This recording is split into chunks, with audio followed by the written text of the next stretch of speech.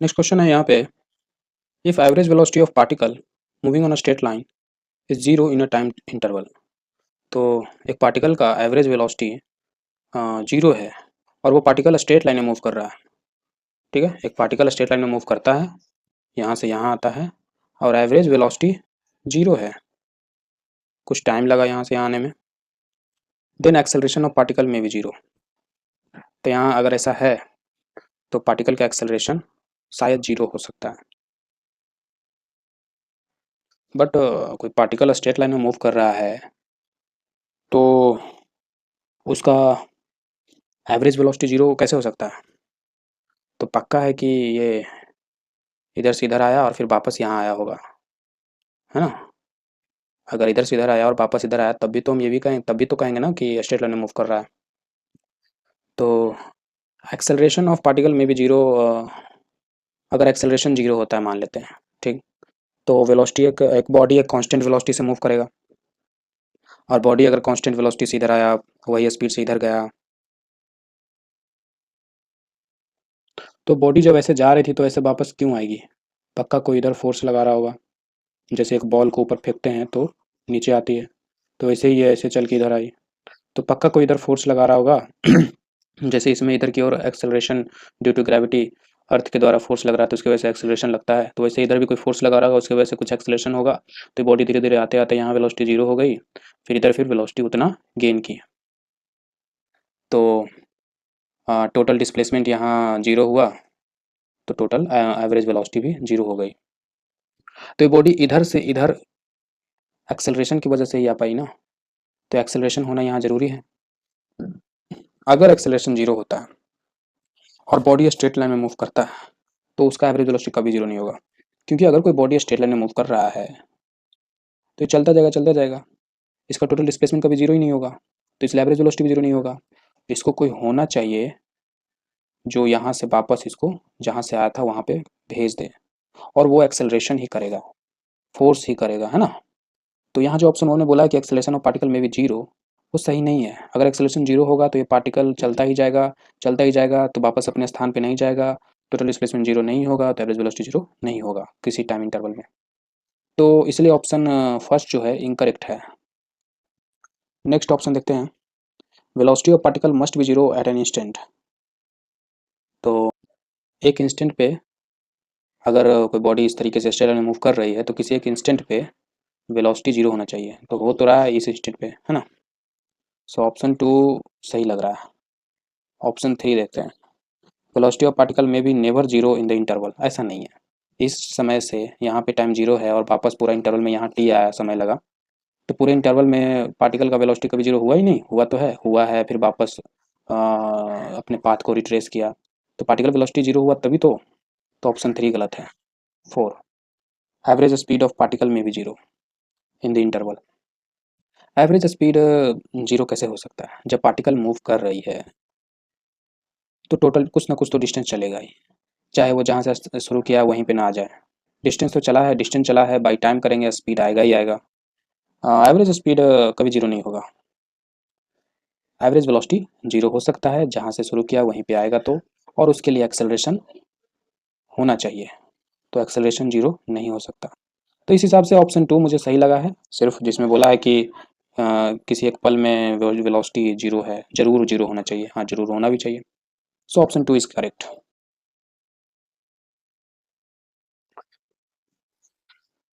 Next question है, a particle travels half of the distance of a straight line journey with a speed 6 metre per second.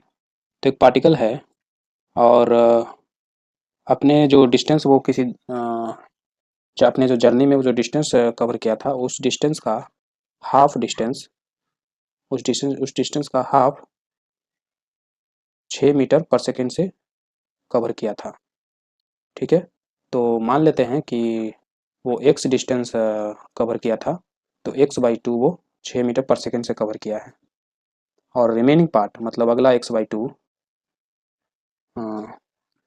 2 metre per second से cover किया है।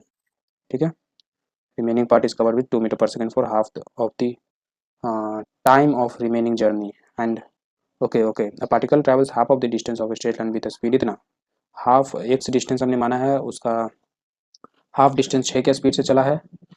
फिर आगे लिखा है the remaining part of the distance, मतलब x/2 जो रिमेनिंग है वो distance is covered with 2 metre per second for half of the time of remaining journey and with 4 metre per second for other half of the time.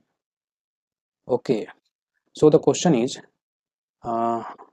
ये total मेरा x length है, ठीक, ये हुआ x/2, तो ये x/2 में body का स्पीड था 6 मीटर पर सेकेंड इस पूरे x/2 में। यहाँ पे क्या किया है कि इस x/2 में जो भी समय लगा होगा यहाँ से यहाँ जाने में, मान लो t समय लगा होगा, तो इस टाइम का हाफ हिस्सा 2 की स्पीड से चला और अगला हाफ टाइम 4 की स्पीड से चला। तो मान लेते हैं यहाँ से यहाँ आने में एक काम करते हैं, इसको ऐसे करते हैं, यहाँ पे मान लेते हैं टाइम 0 था, ठीक, यहाँ पे t1 टाइम हुआ और यहाँ पे t2 टाइम हुआ, टोटल टाइम मुझे t2 लगा। यहाँ से यहाँ आने में t1, फिर यहाँ से यहाँ आने में t2। इस x/2 डिस्टेंस चलने में कितना समय लगा? t2 माइनस t1 समय लगा। तो इतना समय का आधा हिस्सा में 2 स्पीड से चला और अगला आधा में 4 स्पीड से चला।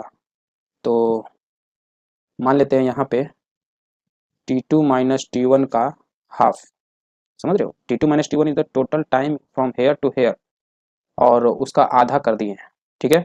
तो हाफ टाइम 2 के स्पीड से चला और अगला हाफ टाइम 4 की स्पीड से चला, ठीक। हालांकि ये वाला हाफ टाइम दोनों में हाफ हाफ टाइम है, तो ये वाला हाफ टाइम में कम स्पीड था, इस हाफ टाइम में ज़्यादा स्पीड था, तो इस हाफ टाइम में कम स्पीड है तो कम डिस्टेंस ट्रैवल करेगा। तो अगर मुझे एक्यूरेट फिगर बनाना है तो कुछ इस तरीके से बनाना पड़ेगा, क्योंकि टाइम दोनों को बराबर दिया, पर इस कम स्पीड है तो कम डिस्टेंस ट्रैवल किया ना। अब मुझसे पूछा गया है the average speed of the particle. तो एवरेज स्पीड क्या होता है? टोटल डिस्टेंस अपॉन टाइम, है ना। तो अब मुझे 2 काम करना है, टोटल डिस्टेंस निकालना है और टोटल टाइम निकालना है। टोटल टाइम तो हमें मालूम है t2, ठीक है, और वो भी पता करना पड़ेगा, माने हुए हैं t2, देखेंगे कैलकुलेशन के दौरान शायद कट जाए। टोटल डिस्टेंस, तो टोटल डिस्टेंस कैसे निकाला जाए? टोटल डिस्टेंस हम लोग x माने हैं, तो x और टोटल टाइम t2 माने हैं, तो ये सब वैल्यू मुझे रखना पड़ेगा यहाँ पे। तो देखिए यहाँ पे 6 के स्पीड से t1 समय तक चला, तो डिस्टेंस कितना चला होगा? स्पीड इनटू टाइम, तो 6 इंटू t1 ये डिस्टेंस है, यहाँ से यहाँ तक 6 के स्पीड से चला और समय लगा t1, तो डिस्टेंस 6t1, और ये x/2 क्या है? यहाँ से यहाँ का डिस्टेंस, तो यहाँ से 61 को हम x/2 लिख सकते हैं, तो x बराबर 12t1 हो गया। तो x का वैल्यू मुझे मिल गया 12t1। अब t2 वगैरह के साथ काम करना है। तो देखिए t1 से t2 समय लगा और यहाँ से t1 से एक ये t2 माइनस t1/2 समय लगा और 2 के स्पीड से चला। तो इसके साथ वही काम करते हैं, यहाँ से यहाँ आने में टाइम लगा कितना? t2 माइनस t1/2, है ना। ये जो t2 माइनस t1/2 है ये हाफ टाइम है t2 माइनस t1 का, और ये t2 माइनस t1 यहाँ से यहाँ का समय है, ठीक है। ये t2 माइनस t1 यहाँ से यहाँ का समय है, t2 कहाँ गया? यहाँ पे है t2, और इस समय को हाफ किए तो ये यहाँ का समय मिल गया और यहाँ का समय मिल गया, ठीक है। यहाँ से यहाँ आने का समय ये, और यहाँ से यहाँ आने का समय, ठीक है। इसमें कम दूरी लिए क्योंकि कम स्पीड से चला है। तो ये जो दूरी है वो कितना है? तो ये टोटल दूरी था x/2, ये टोटल दूरी x/2 था, तो ये दूरी तो x/2 नहीं होगा, सॉरी, ये टोटल दूरी x/2 है, तो ये वाला जो दूरी है वो x/2 का तो हाफ नहीं होगा, क्योंकि छोटा दिख ही रहा है। क्यों छोटा? क्योंकि स्पीड कम है। तो ये दूरी निकालते हैं, 2 के स्पीड से इतना समय तक चला, है ना। t2 minus t1 is the total distance between from here to here, और उसका हाफ किए तो यहाँ से यहाँ का टाइम हो गया, तो टाइम इतना लगा और स्पीड इतना है, तो डिस्टेंस निकालेंगे 2 into T2 minus T1 by 2। तो ये डिस्टेंस निकला यहाँ का और यहाँ का भी डिस्टेंस निकालते हैं, 4 into T2 minus T1 by 2। समझ रहे हो, यहाँ से यहाँ जाने में जो समय लगा है उसका हाफ टाइम में इस स्पीड से चला है। इन दोनों डिस्टेंस को जोड़ दें तो हम लिख सकते हैं इसको x बाई 2। ठीक है, अब इसे सॉल्व करते हैं तो ये दोनों पार्ट तो सेम है, तो T2 minus T1 by 2 common लेते हैं तो यहाँ 2 और ये 4 6 हो जाएगा। अच्छा सेम है तो जोड़ देते हैं डायरेक्ट।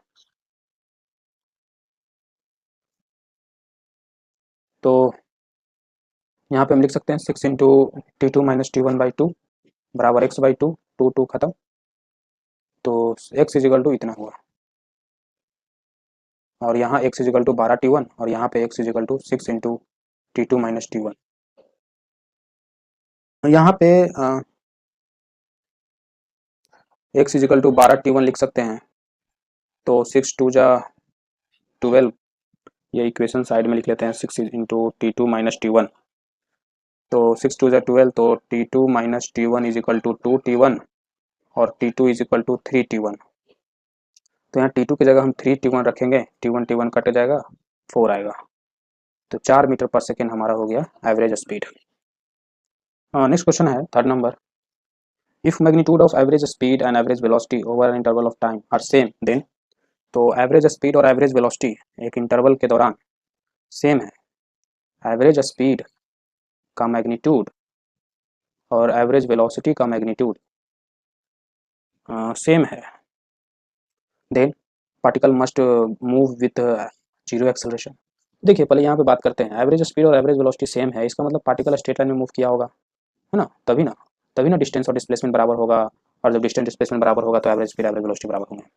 तो जब ऑप्शन देखते हैं, पहला ऑप्शन बोल रहा है particle must move with zero acceleration, तो अगर ये दोनों बराबर है तो पक्का है कि एवरेज एक्सेलरेशन जो एक्सेलरेशन है वो जीरो होगा। क्या ये ज़रूरी है?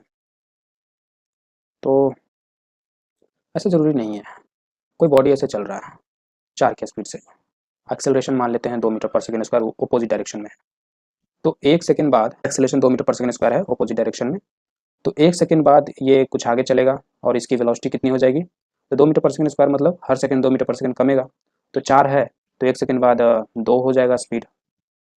तो इस इंटरवल के दौरान एक्सेलरेशन मौजूद था, वेलोसिटी कमी और स्ट्रेट लाइन में मूव किया, और इस इंटरवल के दौरान डिस्टेंस डिस्प्लेसमेंट बराबर है और इसीलिए इसका एवरेज स्पीड एवरेज वेलोसिटी बराबर है।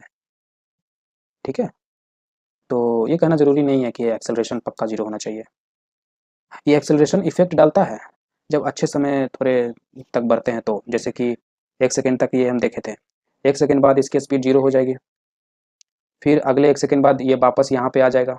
जैसे 2 के एक्सेलरेशन की वजह से स्पीड 2 से जीरो हो गया, तो उसी 2 के सपोर्ट की वजह से इधर अब रुक गया, तो अब 2 एक्सेलरेशन दे रहा है तो सपोर्ट कर रहा है, अब इधर से इधर आया, तो जहाँ से यहाँ 2 से जीरो होने में जितना डिस्टेंस लगा, 0 से 2 होने में उतना ही डिस्टेंस उतना ही समय लगेगा। ठीक है, तो इसलिए वापस यहीं पे बना दिए, अब इधर 2 के स्पीड, फिर 1 सेकेंड और दिए तो यहाँ पे आ गया 4 के स्पीड। इस तरीके से होता है।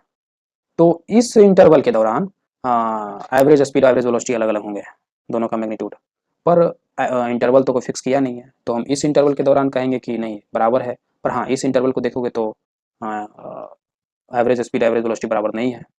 तो ये इंटरवल टू इंटरवल डिपेंड करता है। तो एक्सेलरेशन जरूरी नहीं है कि जीरो हो, ना भी रहेगा तब भी एवरेज स्पीड एवरेज वेलोसिटी बराबर हो सकता है। सेकेंड ऑप्शन देखते हैं, इसमें बोल रहा है particle must move with uniform acceleration. Uniform acceleration से मूव करना चाहिए, जैसे यहाँ पे यूनिफॉर्म एक्सेलरेशन से मूव कर रहा था, अब वो एक्सेलरेशन अपोज करे या सपोर्ट करे, दोनों में भी अगर डिस्टेंस डिस्प्लेसमेंट बराबर है तो सेम होगा।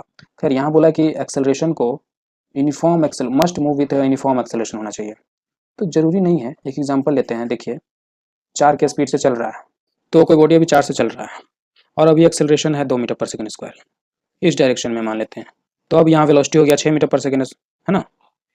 अब एक्सेलरेशन हो गया मान लो 3, तो अब 3 से बढ़ेगा, हर सेकंड 3 मीटर पर सेकंड वेलोसिटी बढ़ जाएगी, तो 1 सेकंड बाद वेलोसिटी हो गई 9, पर चल तो रहा है स्ट्रेट लाइन में ना, स्ट्रेट लाइन में चलेगा तो डिस्टेंस डिस्प्लेसमेंट बराबर होगा, डिस्टेंस डिस्प्लेसमेंट बराबर होगा तो एवरेज स्पीड एवरेज वेलोसिटी बराबर होगा।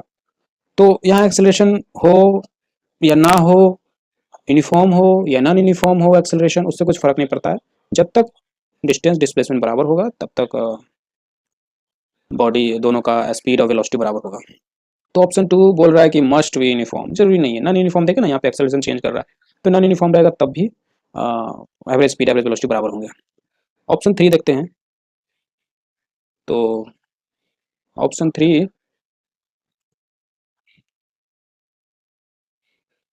तो ऑप्शन 3 में particle must B at rest.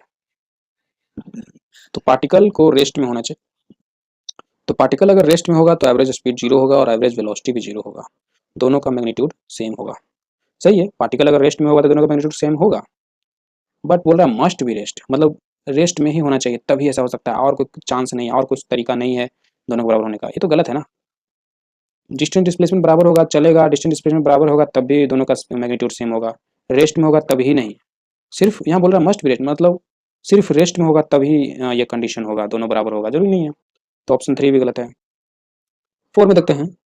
Particle must move in straight line, वो पक्का स्ट्रेट लाइन में मूव करना चाहिए, यही हम लोग शुरू से बोल रहे थे हम लोग। पार्टिकल स्ट्रेट लाइन में मूव करना चाहिए और बिना टर्निंग बैक किए, थोड़ा सा भी टर्निंग बैक कर देगा तो डिस्टेंस डिस्प्लेसमेंट में अंतर हो जाएगा, और अंतर होगा तो एवरेज स्पीड एवरेज वेलोसिटी में भी अंतर आ जाएगा। तो अगर इक्वल है तो टर्निंग बैक नहीं करना चाहिए। तो option 4 is correct. Velocity of A particle moving along x axis is you. Particle का इनिशियल वेलोसिटी जो एक्स एक्सिस में मूव कर रहा है, velocity of A particle moving along x axis is you. तो एक एक्स एक्सिस के along move कर रहा है और इनिशियल वेलोसिटी यू है, और एट टी बराबर जीरो एंड एक्स बराबर जीरो। तो इस समय जब वेलोसिटी यू था तो टी जीरो था और एक्स जीरो था, मतलब टी बराबर जीरो, मतलब यहाँ से मेरा ऑब्जर्वेशन स्टार्ट होता है, मेरा यहाँ से मेरा क्वेश्चन स्टार्ट होता है। और इस समय जब वेलोसिटी यू था तो पोजीशन जीरो था, कुछ चला हुआ नहीं था। And its acceleration a is given by a बराबर के एक्स। तो इसमें एक्सेलरेशन भी था और वो ए बराबर के एक्स है। Which of the following equation is correct between its velocity and position. तो वेलोसिटी और पोजीशन के बीच कौन सा रिलेशन सही है। तो इनिशियल वेलोसिटी मालूम है, एक्सेलरेशन दिया हुआ है,